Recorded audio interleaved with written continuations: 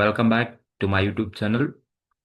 So ಇವತ್ತು B Com final year B Com ಮತ್ತು third semester B ಕಾಮಲ್ಲಿ ಇರ್ತಕ್ಕಂಥ ಸ್ಟೂಡೆಂಟ್ಸ್ಗೆ ಫಿನಾನ್ಷಿಯಲ್ ಮ್ಯಾನೇಜ್ಮೆಂಟಲ್ಲಿ ಇರ್ತಕ್ಕಂಥ unit 3 financing decision or capital ಸ್ಟ್ರಕ್ಚರಲ್ಲಿ EBIT ಮತ್ತು EPS ಅನಾಲಿಸಿಸ್ ಕಾನ್ಸೆಪ್ಟ್ ಮೇಲೆ ಒಂದು ಸೆಕ್ಷನ್ ಸಿಗೆ ಒಂದು ಕ್ವಶನ್ಸ್ ಬರುತ್ತೆ. ಅದರಲ್ಲಿ ನೀವು ಈಗ ಇರ್ತಕ್ಕಂಥ ಒಂದು ಕ್ವಶನ್ಸನ್ನು ನಿಮ್ಮ ಎಕ್ಸಾಮಲ್ಲಿ ಬೇಕಾದರೆ ಕೇಳ್ಬೋದು. ಸೊ ಹೇಗೆ ಈ ಥರ ಕ್ವಶನ್ಸ್ ಕೊಟ್ಟಾಗ ಆನ್ಸರ್ಸನ್ನು ಮಾಡಬೇಕಾಗುತ್ತೆ ಅನ್ನೋದನ್ನು ನಾನು ನಿಮಗೆ ಈ ಒಂದು ವಿಡಿಯೋದಲ್ಲಿ ತಿಳಿಸ್ಕೊಡ್ತೀನಿ. ಸೊ ಯಾರು ಯೂಟ್ಯೂಬ್ ಚಾನಲ್ಗೆ ಸಬ್ಸ್ಕ್ರೈಬ್ ಮಾಡಿಲ್ಲ, ದಯವಿಟ್ಟು ಸಬ್ಸ್ಕ್ರೈಬ್ ಮಾಡಿ ಅಂತ ಹೇಳ್ತಾ ಈ ಒಂದು ವಿಡಿಯೋನ ಸ್ಟಾರ್ಟ್ ಮಾಡ್ತೀನಿ.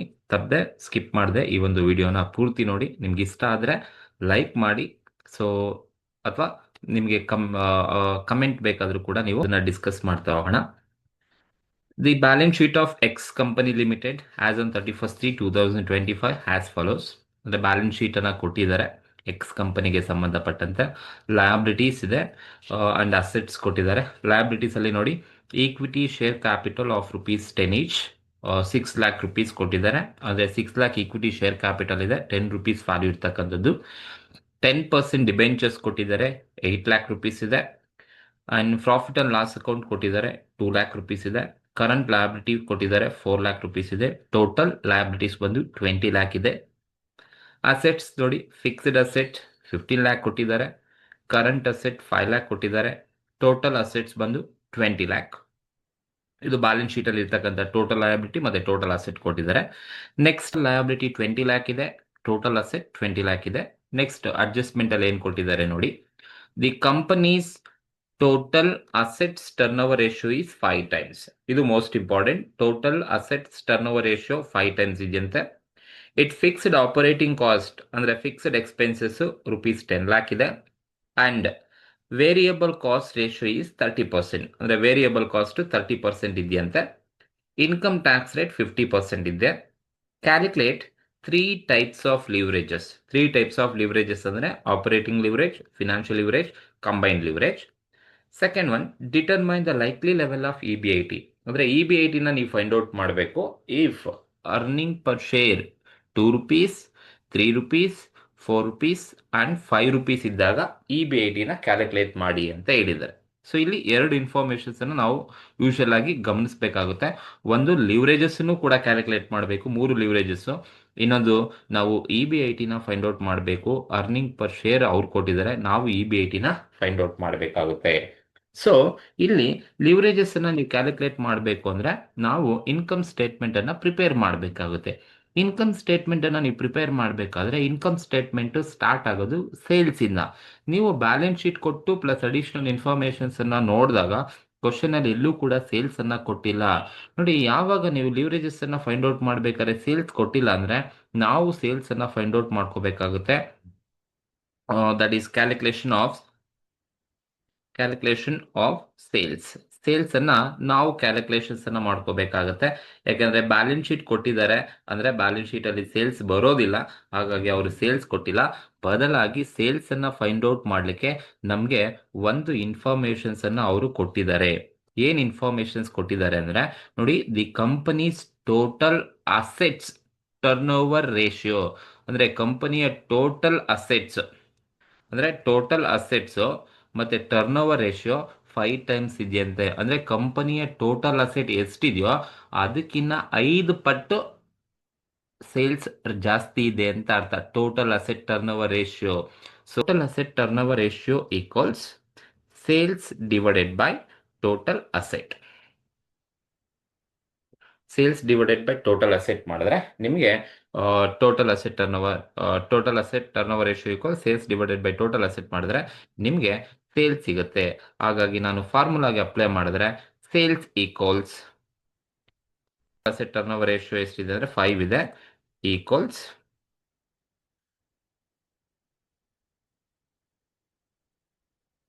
Total asset turnover ratio 5 ಇದೆ, ಈಕ್ವಲ್ಸ್ ಸೇಲ್ಸ್ ಬಂದು ಕೊಟ್ಟಿಲ್ಲ, ಹಾಗೆ ತಗೊಳ್ತೀನಿ. Sales divided by total asset ಬಂದು 20 lakhs ಕೊಟ್ಟಿದ್ದಾರೆ, 20 lakhs ಇದೆ. ಸೊ ನೀವು ಕ್ರಾಸ್ ಮಲ್ಟಿಪ್ಲಿಕೇಶನ್ಸ್ ಅನ್ನ ಮಾಡಿಕೊಂಡ್ರೆ ಸೇಲ್ಸ್ ಈಕ್ವಲ್ಸ್ ನಮಗೆ ₹1 crore ಸೇಲ್ಸ್ ಸಿಗುತ್ತೆ. ಸೇಲ್ಸ್ ಈಕ್ವಲ್ಸ್ 1 crore rupees ಸಿಗುತ್ತೆ. ಈ ತರ ಈ ಫಾರ್ಮುಲಾಗೆ ನೀವು ಅಪ್ಲೈ ಮಾಡ್ಕೋಬೇಕಾಗುತ್ತೆ. ಯಾವಾಗ when sales is not given in the problem. ಈ ತರ ಬ್ಯಾಲೆನ್ಸ್ ಶೀಟ್ ಕೊಟ್ಟಿದ್ದಾರೆ ಅಂತ ಹೇಳಿದ್ರೆ ನಿಮಗೆ ಸೊ ಸೇಲ್ಸ್ ಅನ್ನ ಕೊಡೋದಿಲ್ಲ ಬ್ಯಾಲೆನ್ಸ್ ಶೀಟ್ ಕೊಟ್ಟಾಗ, ಯಾಕಂದ್ರೆ ಬ್ಯಾಲೆನ್ಸ್ ಶೀಟ್ ಅಲ್ಲಿ ಸೇಲ್ಸ್ ಬರೋದಿಲ್ಲ. ಸೊ ನೀವು ಕ್ಯಾಲ್ಕುಲೇಟ್ ಮಾಡಬೇಕಾಗುತ್ತೆ. Total asset turnover ratio equals sales divided by total asset ಮಾಡಿ. And total asset turnover ratio ಅವರೇ ಎಷ್ಟು ಟೈಮ್ಸ್ ಇದೆ ಅಂತ ಕೊಟ್ಟಿದ್ದಾರೆ, 5 ಟೈಮ್ಸ್ ಇದೆ ಅಂತಂದ್ರೆ ಟೋಟಲ್ ಅಸೆಟ್ಗಿನ್ನ 5 ಪಟ್ಟು ಜಾಸ್ತಿ ಇದೆ ಅಂತ ಅರ್ಥ. ಸೊ 20 lakh ಇಂಟು 5 ಮಾಡಿದ್ರೆ ನಿಮಗೆ ಸೇಲ್ಸ್ 1 crore rupees ಬರುತ್ತೆ. ಈಗ ನಮಗೆ ಸೇಲ್ಸ್ ಸಿಕ್ತು. ಒನ್ಸ್ ನಿಮಗೆ ಸೇಲ್ಸ್ ಫೈಂಡ್ ಔಟ್ ಮಾಡಿದ್ದಾದ್ಮೇಲೆ ಸೊ ನೀವು ಈಗ ಇನ್ಕಮ್ ಸ್ಟೇಟ್ಮೆಂಟನ್ನು ನೀವು ಬೇಕಾದರೆ ಪ್ರಿಪೇರ್ ಮಾಡ್ಬೋದು. ಸೊ ಹಾಗಾಗಿ ಇನ್ಕಮ್ ಸ್ಟೇಟ್ಮೆಂಟನ್ನು ಪ್ರಿಪೇರ್ ಮಾಡೋಣ. ಸೊ ಇನ್ಕಮ್ ಸ್ಟೇಟ್ಮೆಂಟ್ ಅಂತ ಬಂದಾಗ ಜಸ್ಟ್ 2 ಕಾಲಮ್ ಹಾಕೊಳ್ಳಿ, just enough for the purpose of to find out ಲಿವರೇಜಸ್ಸನ್ನು ಫೈಂಡ್ ಔಟ್ ಮಾಡಬೇಕಾಗಿರೋದ್ರಿಂದ. So income statement, it is mandatory to find out income statement because of to find out 3 kinds of ಲಿವರೇಜಸ್ಸನ್ನು ನೀವು find out ಮಾಡಬೇಕು ಅಂದರೆ so particulars and amount column ನೋಡಿ. Income statement ಯಾವಾಗಲೂ ಕೂಡ start ಆಗೋದು ಸೇಲ್ಸ್ ಇಂದ ಸ್ಟಾರ್ಟ್ ಆಗುತ್ತೆ. ಸೊ ಕ್ವಶನ್ ಅಲ್ಲಿ ಸೇಲ್ಸ್ ಕೊಟ್ಟಿರಲಿಲ್ಲ, ಹಾಗಾಗಿ ಸೇಲ್ಸ್ ಅನ್ನು ನಾವೇ ಫೈಂಡ್ ಔಟ್ ಮಾಡಿದೀವಿ. ಸೇಲ್ಸ್ ಎಷ್ಟು ಬಂದಿದೆಯಪ್ಪ ಸೇಲ್ಸ್ ಅಂತ ಹೇಳಿದ್ರೆ 1 crore rupees ಸೇಲ್ಸ್ ಇದೆ. 20 lakh ಇಂಟು 5 ಮಾಡಿದ್ರೆ 1 crore rupees ಬರುತ್ತೆ. ಸೇಲ್ಸ್ 1 crore ಇದೆ. ಸೇಲ್ಸ್ ಅಲ್ಲಿ ಲೆಸ್ ಏನು ಲೆಸ್ ಮಾಡಬೇಕಪ್ಪ ಅಂದ್ರೆ ವೇರಿಯಬಲ್ ಕಾಸ್ಟ್ ಲೆಸ್ ಮಾಡಬೇಕು. ವೇರಿಯಬಲ್ ಕಾಸ್ಟ್ ನಮ್ಗೆ ಅಮೌಂಟ್ ಕೊಟ್ಟಿಲ್ಲ, ಬಟ್ ವೇರಿಯಬಲ್ ಕಾಸ್ಟ್ ಎಷ್ಟಿದೆ ಅಂತ ಹೇಳಿದರೆ 30% ಇದೆ ಅಂತ ಹೇಳಿದ್ದಾರೆ. ಯಾವುದ್ರ ಮೇಲೆ ವೇರಿಯಬಲ್ ಕಾಸ್ಟ್ 30% ಅಪ್ಪ ಅಂದರೆ ನಿಮ್ಮ ಸೇಲ್ಸ್ 1 crore ಏನಿದೆ ಈ ಸೇಲ್ಸ್ ಮೇಲೆ. ಸೊ ನೀವು ವೇರಿಯಬಲ್ ಕಾಸ್ಟ್ 30% ಮಾಡಿದ್ರೆ ಸೊ ನಮಗೆ ವೇರಿಯಬಲ್ ಕಾಸ್ಟ್ ಬಂದು 30 lakh rupees ಬರುತ್ತೆ. 30 lakh ಬರುತ್ತೆ. So sales less variable cost. So ಸೇಲ್ಸಲ್ಲಿ ವೇರಿಯಬಲ್ ಕಾಸ್ಟ್ ಲೆಸ್ ಮಾಡಿದ್ರೆ ನಮಗೆ ಕಾಂಟ್ರಿಬ್ಯೂಷನ್ ಸಿಗುತ್ತೆ. ಕಾಂಟ್ರಿಬ್ಯೂಷನ್ ಸೊ ಬಂದು 70 lakh rupees ನಮಗೆ ಕಾಂಟ್ರಿಬ್ಯೂಷನ್ ಸಿಗುತ್ತೆ. Sales less variable cost, you will get contribution. ಈ ಕಾಂಟ್ರಿಬ್ಯೂಷನಲ್ಲಿ ಮತ್ತೆ ನೀವು ಏನು ಲೆಸ್ ಮಾಡಬೇಕಪ್ಪ ಅಂದರೆ ಫಿಕ್ಸ್ಡ್ ಕಾಸ್ಟ್. ಕ್ವಶನ್ ಅಲ್ಲಿ ಫಿಕ್ಸ್ಡ್ ಕಾಸ್ಟ್ ಕೊಟ್ಟಿದ್ದಾರಾ? ಜಸ್ಟ್ ಅಬ್ಸರ್ವ್ ಮಾಡಿ. ಫಿಕ್ಸ್ಡ್ ಆಪರೇಟಿಂಗ್ ಕಾಸ್ಟ್ ಅಂತ ಕೊಟ್ಟಿದ್ದಾರೆ, ದಟ್ ಇಸ್ ಫಿಕ್ಸ್ಡ್ ಕಾಸ್ಟ್ ಅಂತ ಅರ್ಥ. 10 lakh rupees ಕೊಟ್ಟಿದ್ದಾರೆ. Less 10 lakh rupees fixed cost 10 lakh rupees ಅನ್ನ ನೀವು ಲೆಸ್ ಮಾಡಿದ್ರೆ ಸೊ ನಿಮಗೆ ಬರ್ತಕ್ಕಂಥದ್ದು 60 lakh rupees ಬರುತ್ತೆ. ದಟ್ ಈಸ್ 60 lakh rupees ಬರುತ್ತೆ. ಸೊ ಇದನ್ನ ಏನಂತ ಕರಿತೀವಪ್ಪ ಅಂದರೆ ಕಾಂಟ್ರಿಬ್ಯೂಷನ್ ಲೆಸ್ ಫಿಕ್ಸ್ಡ್ ಕಾಸ್ಟಲ್ಲಿ. ಕಾಂಟ್ರಿಬ್ಯೂಷನಲ್ಲಿ ಫಿಕ್ಸ್ಡ್ ಕಾಸ್ಟನ್ನು ಕಳೆದ್ರೆ ಬರ್ತಕ್ಕಂಥದ್ದು ನಮಗೆ EBIT stand for earning before interest and tax ಅಂತ ಕರಿತೀವಿ. ಸೇಲ್ಸಲ್ಲಿ ವೇರಿಯಬಲ್ ಕಾಸ್ಟ್ ಹೋದರೆ ಕಾಂಟ್ರಿಬ್ಯೂಷನ್ಸಲ್ಲಿ ಫಿಕ್ಸ್ಡ್ ಕಾಸ್ಟ್ ಹೋದರೆ EBIT ಬರುತ್ತೆ. ಈಗ ನೀವು EBITನಲ್ಲಿ ಏನು ಲೆಸ್ ಮಾಡಬೇಕಪ್ಪ ಅಂದರೆ ಲೆಸ್ ಇಂಟ್ರೆಸ್ಟ್ ಅನ್ನ ಲೆಸ್ ಮಾಡಬೇಕು. ಇಂಟ್ರೆಸ್ಟ್ ಕ್ವಶನ್ ಅಲ್ಲಿ ಕೊಟ್ಟಿದ್ದಾರಾ? ಒಂದ್ಸಲಿ ನೀವು ಕ್ವಶನ್ಸ್ ಅನ್ನ ಅಬ್ಸರ್ವ್ ಮಾಡಿದ್ರೆ ಇಂಟ್ರೆಸ್ಟ್ ಬಂದು ಯಾವ್ದಿದೆ ಕ್ವಶನ್ಸ್ ಅಲ್ಲಿ ಅಂತ ಹೇಳಿದ್ರೆ ಅಡ್ಜಸ್ಟ್ಮೆಂಟ್ ಎಲ್ಲೂ ಕೂಡ ಇಂಟ್ರೆಸ್ಟ್ ಇಲ್ಲ. ಬಟ್ ಒನ್ಸ್ ನೀವು ಲಯಬಿಲಿಟಿ ಸೈಡ್ ಅಬ್ಸರ್ವ್ ಮಾಡಿ ಡಿಬೆಂಚರ್ ಕೊಟ್ಟಿದ್ದಾರೆ ಅಂತ ಹೇಳಿದ್ರೆ ನಾವು ಸಾಲ ತಗೊಂಡ್ಬಂದಿದ್ದೀವಿ ಅಂತ ಅರ್ಥ. ಡಿಬೆಂಚರ್ ಅಥವಾ ಡೆಟ್ ಕ್ಯಾಪಿಟಲ್ ಅಥವಾ ಬಾರೋಡ್ ಕ್ಯಾಪಿಟಲ್ ಕೊಟ್ಟಿರ್ತಾರೆ. ಸೊ ನೀವು ಒನ್ಸ್ ಫಂಡ್ಸ್ ಅನ್ನ ಬಾರೋ ಮಾಡಿದ್ದೀರಾ ಅಂದ್ರೆ ಆ ಬಾರೋಯಿಂಗ್ಸ್ ಮೇಲೆ ನಾವು ಇಂಟ್ರೆಸ್ಟ್ ಅನ್ನ ಕೊಡಬೇಕಾಗುತ್ತೆ. ಸೊ ಹಾಗಾಗಿ ನಾನು 8 lakh rupees ಡಿಬೆಂಚರ್ನ ತಂದಿದ್ದೀನಿ. 10% ಆಗಿ ಡಿಬೆಂಚರ್ನ ತಂದಿರೋದ್ರಿಂದ ಸೊ ನಾನು ಇಂಟ್ರೆಸ್ಟ್ ಅನ್ನ ಕ್ಯಾಲ್ಕುಲೇಟ್ ಮಾಡಬೇಕಾಗುತ್ತೆ. ಸೊ 8 lakh ಮೇಲೆ 10% ಇಂಟ್ರೆಸ್ಟ್ ಅನ್ನ ಕ್ಯಾಲ್ಕುಲೇಟ್ ಮಾಡಿದ್ರೆ 8 lakh ಮೇಲೆ 10% ಮಾಡಿದ್ರೆ ಸೊ ನನಗೆ 80,000 ಇಂಟ್ರೆಸ್ಟ್ ಬರುತ್ತೆ. 80,000 8 lakh ಮೇಲೆ 10% ಮಾಡಿದ್ರೆ ನಮಗೆ 80,000 ಇಂಟ್ರೆಸ್ಟ್ ಬರುತ್ತೆ. ಸೊ EBIT ಲೆಸ್ ಇಂಟ್ರೆಸ್ಟ್ ಯಾವುದ್ರ ಮೇಲೆ ಅಂತ ಗೊತ್ತಾಯ್ತಲ್ವಾ? Interest on debenture. That is debenture ಅಥವಾ ಡೆಟ್ ಕ್ಯಾಪಿಟಲ್ ಅಂತ ಕೊಟ್ಟಿರ್ತಾರೆ, ಆ ಡಿಬೆಂಚರ್ ಮೇಲೆ ಇಂಟ್ರೆಸ್ಟ್ ಕೊಡಬೇಕಾಗುತ್ತೆ 10%. ಈಗ EB80 60 ಲ್ಯಾಕ್ ಇದೆ, ಲೆಸ್ ಇಂಟ್ರೆಸ್ಟ್ ಅನ್ನ ಲೆಸ್ ಮಾಡಿದ್ರೆ ನಿಮಗೆ ಬರ್ತಕ್ಕಂಥದ್ದು EBT, ಅರ್ನಿಂಗ್ ಬಿಫೋರ್ ಟ್ಯಾಕ್ಸ್ ಅಂತ ಕರಿತೀವಿ.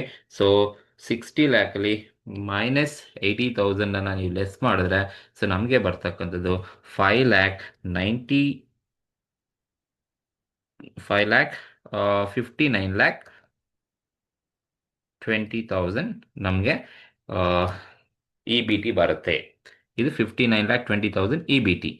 EBTನಲ್ಲಿ ನಾವು ಏನನ್ನ ಲೆಸ್ ಮಾಡಬೇಕಪ್ಪ ಅಂದರೆ EBTನಲ್ಲಿ ಲೆಸ್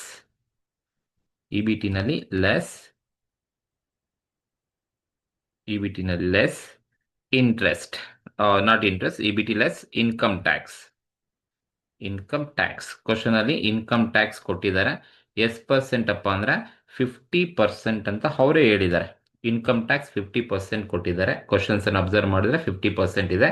ಯಾವುದ್ರ ಮೇಲೆ 50% ಅಂದ್ರೆ ನಿಮಗೆ 59,20,000 ಏನ್ ಬಂದಿದೆ ಇದ್ರ ಮೇಲೆ 50% ಅನ್ನ ಮಾಡಿದ್ರೆ 59,20,000 ಮೇಲೆ 50% ಮಾಡಿದ್ರೆ ನಿಮಗೆ 29,60,000 ಏನು ಬರುತ್ತೆ, ಇದು ಟ್ಯಾಕ್ಸ್ ಬರುತ್ತೆ. 29,60,000 ನಾವು ಟ್ಯಾಕ್ಸ್ ಅನ್ನ ಕೊಟ್ಟಿದ್ದೀವಿ.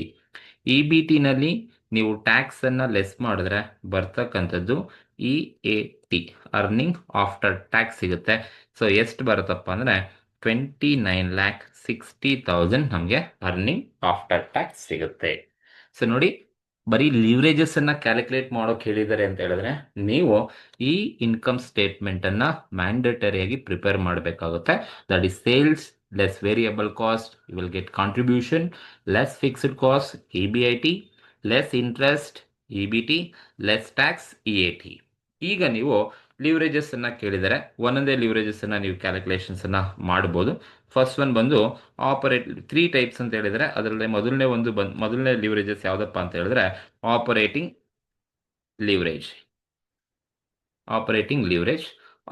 ಲಿವರೇಜ್ ಫಾರ್ಮುಲಾ ಏನ್ ಹೇಳುತ್ತೆ ಅಂತ ಹೇಳಿದ್ರೆ contribution divided by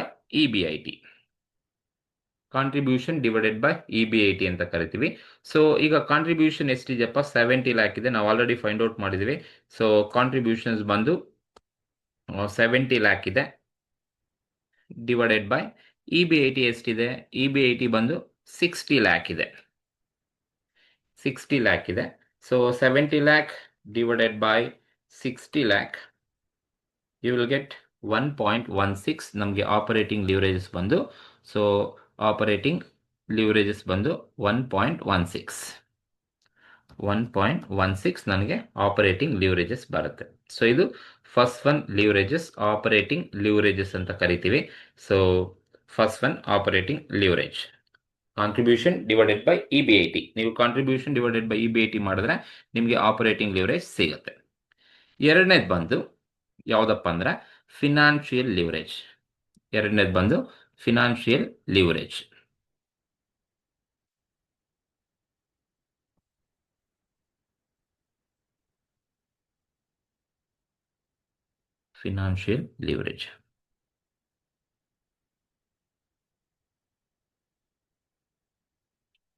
financial leverages. What is the formula for financial leverage ಅಂತ ಹೇಳಿದ್ರೆ, ಫಿನಾನ್ಷಿಯಲ್ ಲಿವರೇಜ್ನ ಹೇಗೆ ಫೈಂಡ್ ಔಟ್ ಮಾಡಬೇಕಪ್ಪ ಅಂತ ಹೇಳಿದ್ರೆ EBIT ಡಿವೈಡೆಡ್ ಬೈ EBT ಮಾಡಿದ್ರೆ ನಮಗೆ ಫಿನಾನ್ಷಿಯಲ್ ಲಿವರೇಜ್ ಬರುತ್ತೆ. ಈಗ EBIT ಎಷ್ಟಿದೆಯಪ್ಪ ಅಂತ ಹೇಳಿದ್ರೆ, ಸೊ EBIT ಬಂದು ನಮ್ಮ ಹತ್ರ ಆಲ್ರೆಡಿ ಸಿಕ್ಕಿರೋದು 60 ಲ್ಯಾಕ್ ಇದೆ. EBIT 60 lac divided by EBT ಬಂದು 59,20,000. ಸೊ 60 ಲ್ಯಾಕ್ EBIT ಇದೆ, ಡಿವೈಡೆಡ್ ಬೈ 59,20,000 EBT ಇದೆ, ಡಿವೈಡ್ ಮಾಡಿದ್ರೆ ನಮಗೆ 0.10 ಬರುತ್ತೆ. ದಟ್ ಈಸ್ ಫಿನಾನ್ಷಿಯಲ್ ಲಿವರೇಜಸ್ ಬಂದು 1.01 ಬರುತ್ತೆ. 1.01 ಫಿನಾನ್ಷಿಯಲ್ ಲಿವರೇಜ್ ಬರುತ್ತೆ. ಇದು ಎರಡನೇ ಲಿವರೇಜಸ್, ಫಿನಾನ್ಷಿಯಲ್ ಲಿವರೇಜಸ್. ದೆನ್ ಮೂರನೇದು ಬಂದು ಕಂಬೈನ್ಡ್ ಲಿವರೇಜಸ್ ಅಂತ ಕರಿತೀವಿ. ನೀವು ಇವೆರಡು ಫೈಂಡ್ ಔಟ್ ಮಾಡಿದ್ದೀರಾ ಅಂತ ಹೇಳಿದ್ರೆ ಥರ್ಡ್ ಒನ್ ಲಿವರೇಜಸ್ ನಿಮ್ಗೆ ಈಸಿಯಾಗಿ ಸಿಗುತ್ತೆ. ದಟ್ ಈಸ್ ಥರ್ಡ್ ಒನ್ ಬಂದು ಕಂಬೈನ್ಡ್ ಲಿವರೇಜ್. ಕಂಬೈನ್ಡ್ ಲಿವರೇಜಸ್ ಏನಪ್ಪಾ ಅಂದ್ರೆ operating leverage into financial leverage. Operating leverage into financial leverage ಮಾಡಿದ್ರೆ ನಿಮಗೆ ಕಂಬೈನ್ಡ್ ಲಿವರೇಜ್ ಬರುತ್ತೆ. ಈಗ ಆಪರೇಟಿಂಗ್ ಲಿವರೇಜ್ 1.16 ಇದೆ ಇಂಟು 1.01 ಫಿನಾನ್ಷಿಯಲ್ ಲಿವರೇಜಸ್ ಇದೆ. ಸೊ 1.16 ಇಂಟು 1.01 ಮಾಡಿದ್ರೆ ಸೊ ನಿಮಗೆ 1.17 ನಿಮಗೆ ಆಪರೇಟಿಂಗ್ ಕಂಬೈನ್ಡ್ ಲಿವರೇಜ್ ಇರುತ್ತೆ. 1.17 ನಮಗೆ ಕಂಬೈನ್ಡ್ ಲಿವರೇಜ್ ಸಿಗುತ್ತೆ. ಇದು ಫಸ್ಟ್ ಒಂದು ಟೆಕ್ನಿಕಲಿ ಕೇಳಿರ್ತಕ್ಕಂಥದ್ದು. What are the different types of leverages ಅಂತ ಹೇಳಿದರೆ 3 ಟೈಪ್ಸ್ ಆಫ್ ಲಿವರೇಜಸ್ ಅನ್ನ ಫೈಂಡ್ ಔಟ್ ಮಾಡಿರ್ತಕ್ಕಂಥದ್ದು. ಇದು ಮೊದಲ ಒಂದು ಪಾರ್ಟ್. ನಮಗೆ ಕ್ಯಾಲ್ಕುಲೇಷನ್ ಆಫ್ ಲಿವರೇಜಸ್ ಕೇಳಿದರೆ, ಹಾಗಾಗಿ ಮೊದಲು 3 ಟೈಪ್ಸ್ ಆಫ್ ಲಿವರೇಜಸ್ ಎಲ್ಲ ನಾವಿಲ್ಲಿ ಕ್ಯಾಲ್ಕುಲೇಷನ್ಸ್ ಅನ್ನ ಮಾಡಿದ್ವಿ. Operating leverage, financial leverage, combined leverage. ಈ ಲಿವರೇಜಸ್ ಅನ್ನ ಫೈಂಡ್ ಔಟ್ ಮಾಡಬೇಕು ಅಂದ್ರೆ ನಿಮಗೆ ಇನ್ಕಮ್ ಸ್ಟೇಟ್ಮೆಂಟ್ ಮ್ಯಾಂಡೇಟರಿ ಆಗಿ ಬೇಕು. ಇದು ಫಸ್ಟ್ ಒನ್ಗೆ ಹೇಳಿರ್ತಕ್ಕಂಥದ್ದು. ಸೆಕೆಂಡ್ ಒನ್ ಏನು ಕೇಳಿದ್ದಾರೆ ನೋಡಿ, determine the likely level of E B I T. ನೋಡಿ, ಇ ಬಿ ಐ ಟಿನ ಕ್ಯಾಲ್ಕುಲೇಟ್ ಮಾಡಿ. If E P S is 2, 3, 4, 5 ಇದ್ದಾಗ ಇ ಬಿ ಐ ಟಿನ ಕ್ಯಾಲ್ಕುಲೇಟ್ ಮಾಡಿ ಅಂತ ಹೇಳಿದರೆ, ಹಾಗಾಗಿ second one ನಾವಿನ್ನೇನು calculate, first column particulars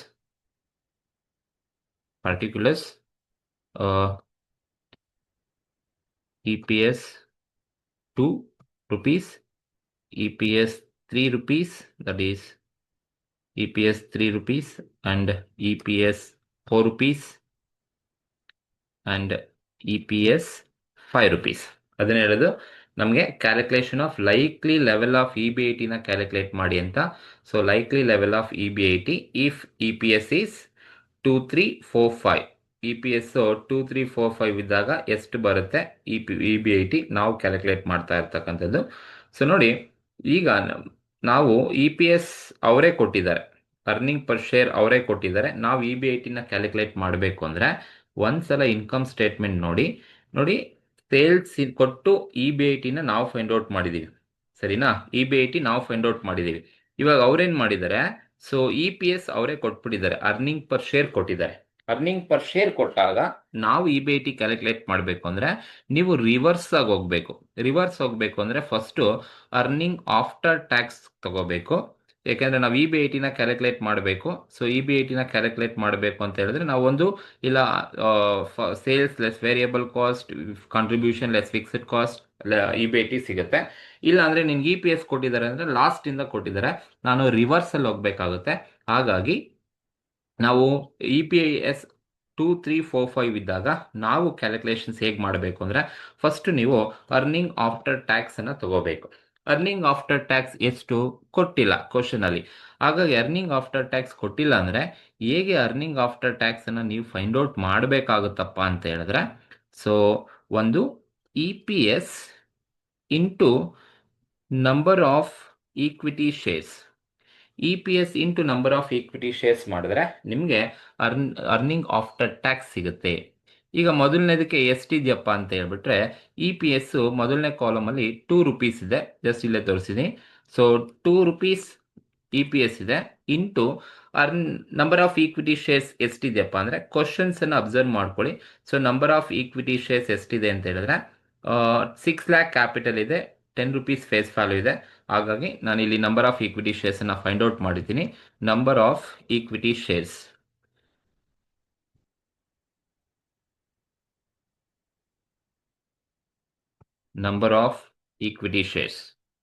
equity ಶೇರ್ಸ್ನ ಹೇಗೆ ಫೈಂಡ್ ಔಟ್ ಮಾಡ್ತೀರಾ ಅಂತ ಹೇಳಿದ್ರೆ, ನಂಬರ್ ಆಫ್ ಈಕ್ವಿಟಿ ಶೇರ್ಸ್ ಹೇಗೆ ಅಂತ ಹೇಳಿದ್ರೆ ನಿಮಗೆ ಗೊತ್ತಿರಬೇಕು, equity share capital divided by face value. Equity share capital divided by face value ಮಾಡಿದ್ರೆ ನಿಮಗೆ ನಂಬರ್ ಆಫ್ ಈಕ್ವಿಟಿ ಶೇರ್ ಸಿಗುತ್ತೆ. ಈಗ ನನ್ನ ಹತ್ರ 6 lakh ಈಕ್ವಿಟಿ ಶೇರ್ ಕ್ಯಾಪಿಟಲ್ ಇದೆ ಡಿವೈಡೆಡ್ ಬೈ 10 rupees ಇದೆ ಅಂತ ಹೇಳಿದ್ರೆ ನಂಬರ್ ಆಫ್ ಈಕ್ವಿಟಿ ಶೇರ್ಸ್ ಎಷ್ಟಿದೆಯಪ್ಪ ಅಂದರೆ 60,000 number of equity shares 60,000 number of equity shares ಇರುತ್ತೆ. ಸೊ ಇದು ಆಸ್ ಯೂಶುವಲ್ ನಿಮಗೆ ನಂಬರ್ ಆಫ್ ಶೇರ್ಸ್ನ ಫೈಂಡ್ ಔಟ್ ಮಾಡಲಿಕ್ಕೆ ಇರ್ತಕ್ಕಂಥ ಒಂದು formula. Equity share capital divided by face value ಮಾಡಿ. ಸೊ ನನಗೆ ಕ್ವಶನಲ್ಲಿ ಈಕ್ವಿಟಿ ಶೇರ್ ಕ್ಯಾಪಿಟಲ್ 6 lakh ಕೊಟ್ಟಿದ್ದಾರೆ, divided by face value 10 rupees ಇದೆ. 6 lakh ಡಿವೈಡೆಡ್ ಬೈ 10 ಮಾಡಿದ್ರೆ ನನಗೆ 60,000 ನಂಬರ್ ಆಫ್ ಈಕ್ವಿಟಿ ಶೇರ್ಸ್ ಬರುತ್ತೆ.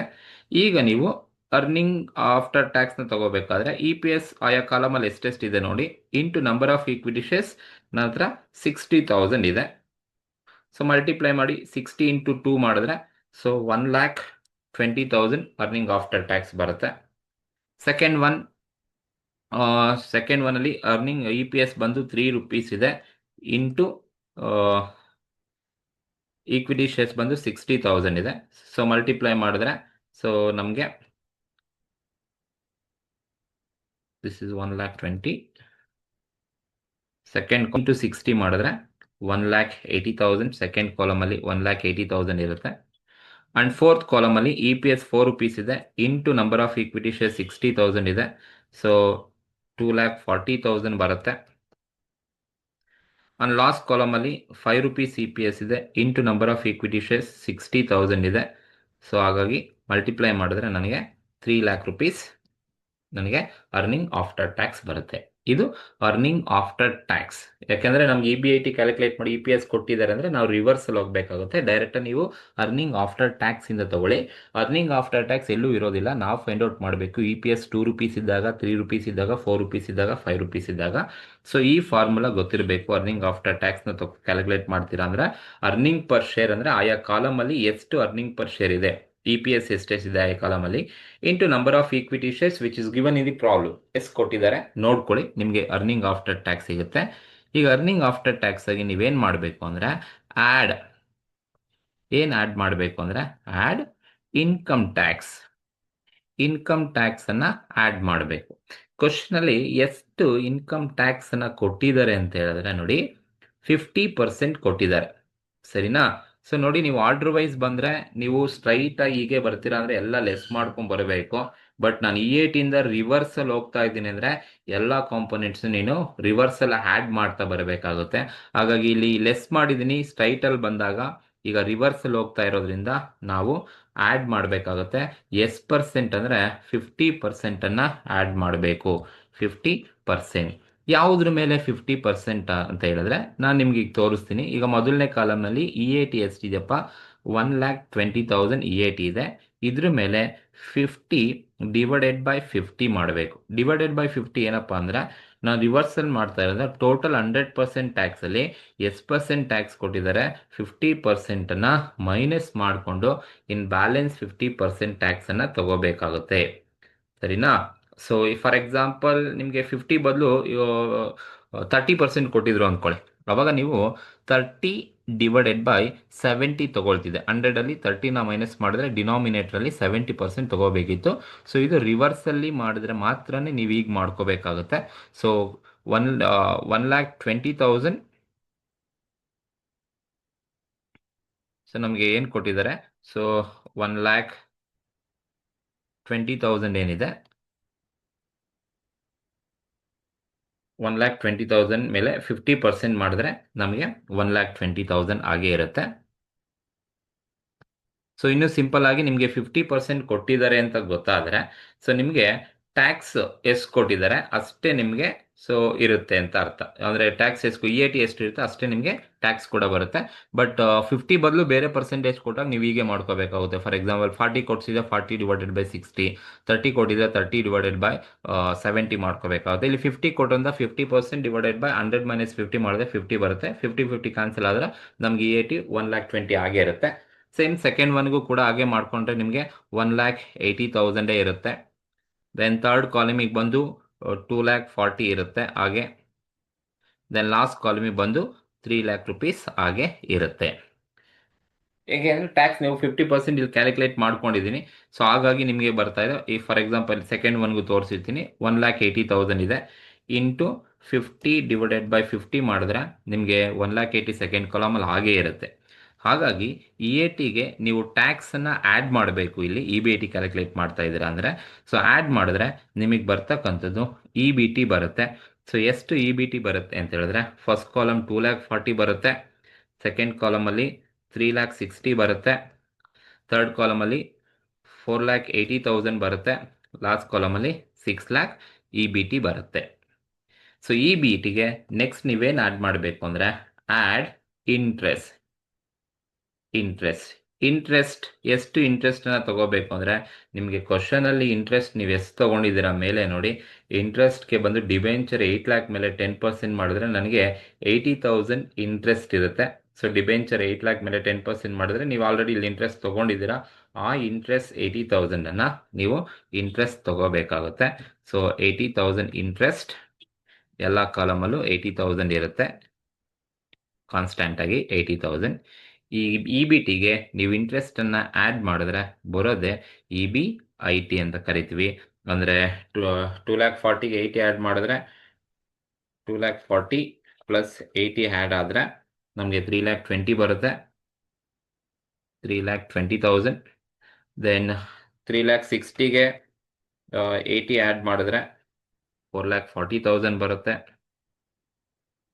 ದೆನ್ 480,000ಗೆ 80,000ನ ಆ್ಯಡ್ ಮಾಡಿದ್ರೆ 560 ಬರುತ್ತೆ. ದೆನ್ 680 ಆ್ಯಡ್ ಮಾಡಿದ್ರೆ 680,000 EBIT ಬರುತ್ತೆ. ಇದು ಲೈಕ್ಲಿ ಲೆವೆಲ್ ಆಫ್ EBIT. ನೋಡಿ, ಈ ಥರನೇ ಇರಬೇಕು. ಲೈಕ್ಲಿ ಲೆವೆಲ್ ಆಫ್ EBITನ ಕ್ಯಾಲ್ಕುಲೇಟ್ ಮಾಡಿ. ಇಫ್ EPS ಕೊಟ್ಟು ನಿಮ್ಗೆ EBIT ಕ್ಯಾಲ್ಕುಲೇಟ್ ಮಾಡೋಕೆ ಹೇಳಿದ್ದಾರೆ ಅಂದರೆ ನೀವು ರಿವರ್ಸಲ್ಲೇ ಹೋಗಬೇಕಾಗುತ್ತೆ. ಅರ್ನಿಂಗ್ ಆಫ್ಟರ್ ಟ್ಯಾಕ್ಸ್ನ ನೀವು ಫಸ್ಟ್ ತೊಗೋಬೇಕು, EPS into number of equity shares ಮಾಡಿ. ಅದಾದಮೇಲೆ ಇನ್ಕಮ್ ಟ್ಯಾಕ್ಸ್ನ ಆ್ಯಡ್ ಮಾಡಿ. ಯೂಶ್ವಲಿ ಕ್ವಶನಲ್ಲಿ 50% ಇರುತ್ತೆ. ಹಾಗಾಗಿ ನಿಮ್ಗೆ EAT ಏನು ಬಂದಿರುತ್ತೆ ಸೇಮ್ ಅಮೌಂಟ್ನೇ ಬರ್ಕೊಂಬಿಡಿ, ಅವಾಗ EAT ಬರುತ್ತೆ. ಸಪೋಸ್ 50% ಬಿಟ್ಟು ಬೇರೆ ಯಾವುದನ್ನ ಪರ್ಸೆಂಟ್ ಕೊಟ್ಟಿದ್ರೆ ನೀವು ಈ ಥರ ಆಯಾ EBT ಮೇಲೆ ಕ್ಯಾಲ್ಕುಲೇಟ್ ಮಾಡ್ಕೊಳ್ಳಿ, ನಿಮ್ಗೆ ಅಮೌಂಟ್ ಬರುತ್ತೆ. ಆ್ಯಡ್ ಮಾಡಿ, ಸೊ ನಿಮ್ಗೆ EBT ಬರುತ್ತೆ. EBTಗೆ ಆ್ಯಡ್ ಇಂಟ್ರೆಸ್ಟನ್ನು ಆ್ಯಡ್ ಮಾಡಿ, ಕ್ವಶನಲ್ಲಿ ಎಷ್ಟು ಕೊಟ್ಟಿರ್ತಾರೆ ತಗೊಂಡು, ಅವಾಗ ಬರೋದೆ EBIT.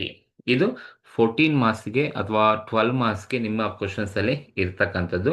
Likely level of EBITನೂ calculate ಮಾಡಬೇಕು ಮತ್ತು EPS ಅನ್ನು ಕೂಡ ಕ್ಯಾಲ್ಕುಲೇಟ್ ಮಾಡಬೇಕು. ಈ ಥರ ಒಂದು ಕ್ವಶನ್ಸನ್ನು ಬೇಕಾದ್ರೆ ನೀವು ಎಕ್ಸ್ಪೆಕ್ಟ್ ಮಾಡ್ಬೋದು ನಿಮ್ಮ ಈ ಒಂದು 3rd ಸೆಮಿಸ್ಟರ್ BCom ಮತ್ತು 5th ಸೆಮಿಸ್ಟರ್ BCom ಅಲ್ಲಿ ಇರ್ತಕ್ಕಂಥ ಸ್ಟೂಡೆಂಟ್ಸ್ಗೆ FM ಅಲ್ಲಿ ಈ ಒಂದು ಕ್ವಶನ್ಸನ್ನು ಎಕ್ಸ್ಪೆಕ್ಟ್ ಮಾಡ್ಬೋದು.